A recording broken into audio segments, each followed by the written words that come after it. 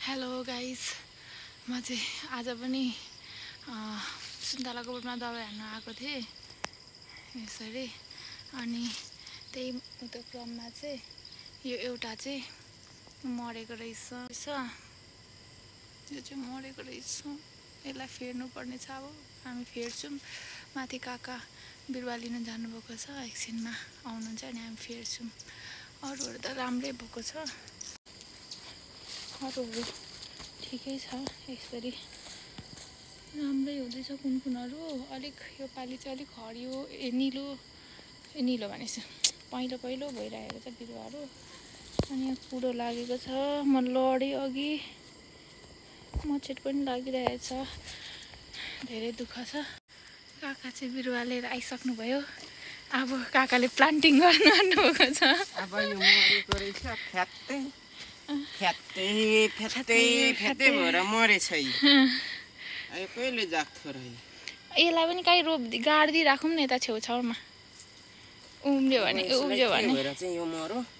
यो भनेपछि यो रोप्नेहरूले कसरी रोपिदिएर यस्तो भयो। त्यहाँ जरा के को जरा हो काका? त्यो उयो भन्ने त जिरो पो भएछ त।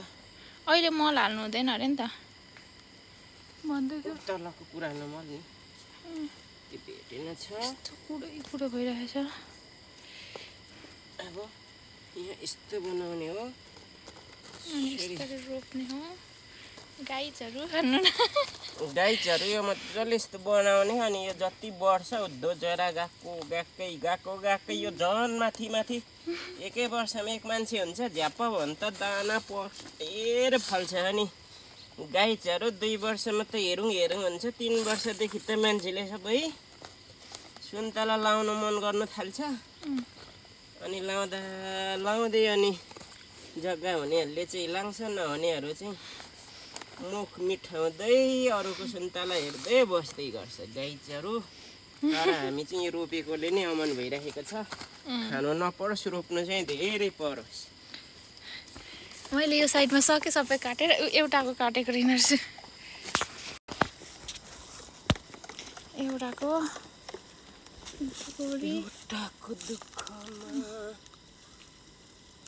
यो बाङ्गिए छ तेरीमा झेक्ने गाइजहरू। यसलाई यस्तो बनाएपछि सिधा हुन्छ। ल ठिक मात्र दबाई हाल्नुपर्छ होला। अब माथि कसरी चढ्नु? हामी स्प्रे हान्दै हुनुहुन्छ। अब म माथि चढ्छु। वेट, यसरी चढ्नुपर्छ है गाइजहरू।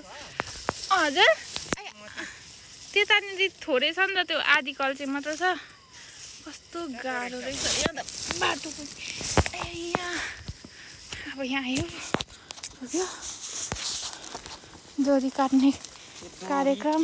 च्याट्टै काट्दै जाने हो अनि स्प्रे हान्दै जाने हो। स्प्रे हानिदिनु। यो चाहिँ पत्ता ठिकै रहेछ। यो बेरिएको पत्ता छ भने चाहिँ यसलाई टिपेर चाहिँ घुइकाइदिने हो झ्याप्प।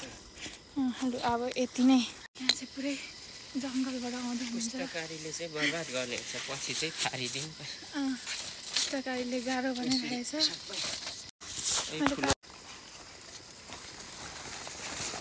माइ जङ्गलै।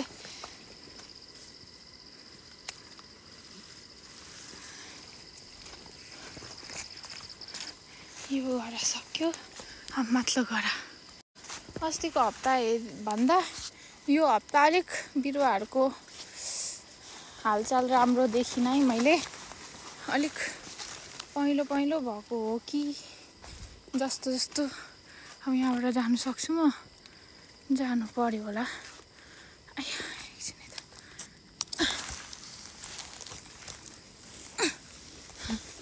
कताबाट जाउँ? यत्तिका हो, कस्तो गाह्रो बाटो रहेछ। यो र त्यो एकछिन यता यो अलिक मर्नु खोज्दैछौ, तर यो अर्को हप्ता मात्र फेरिन्छ। यो हप्ता नफेर्ने। मल त नलगाइदिनु, ठिकै छ, भइराखोस् कि अर्को पालि बिचारौँ न। अब खै रोपाइले हो कि केले हो अन्त जानिन कि दबाईले त भयो सबैजना मर्नु पर्ने। अलिक योपालि पत्ताहरू बढ्नु चाहिँ यो चाहिँ हलक हलक्क बढेको छ। पत्ताहरू जानेहरू त फेरि राम्रो छ टुसा हान्नु थालेको नि। पत्ताहरू अलिअलि पहेँलो भएको जस्तो छ तर नर्मलै होला यो होइन। सन्तु दाइलाई सोध्नु पर्ला हौ। मर्दैन यो मर्दैन होइन। अस्तिको हप्ता हेरिकन यो हप्ता अलिक पहेँलाएको सुकेको जस्तो जस्तो छ।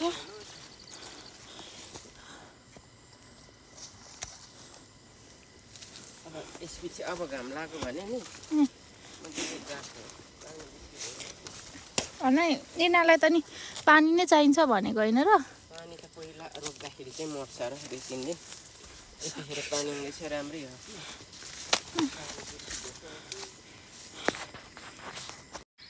पल्लो डाँडामा चाहिँ पानी पर्दैछ जस्तो छ। यहाँ रिफिल हुँदैछ।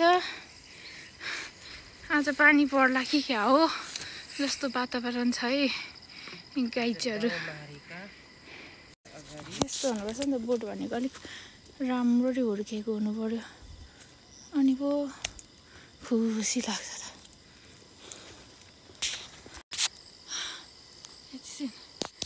के होस् त अब तल्लो गरा बाँकी छ। यो गरा सक्यो अब पल्लो गरा जाँदैछौँ हामी। तल पुरै पानी पर्ला जस्तो छ।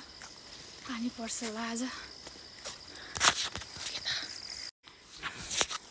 यस्तो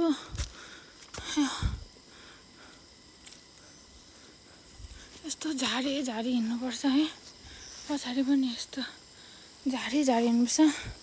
यहाँ चिचिरेम्पा त्यो भन्ने हुन्छ किरा चिल्ने किरा रातभरि चिलाउँछ। जिउ चिलाएर घाउ बनाइदिएर ढुट्टो हुन्छ। यस्तो जिउभरि दागै दाग भइराखेको छ। त्यसले टोकेर के गर्नु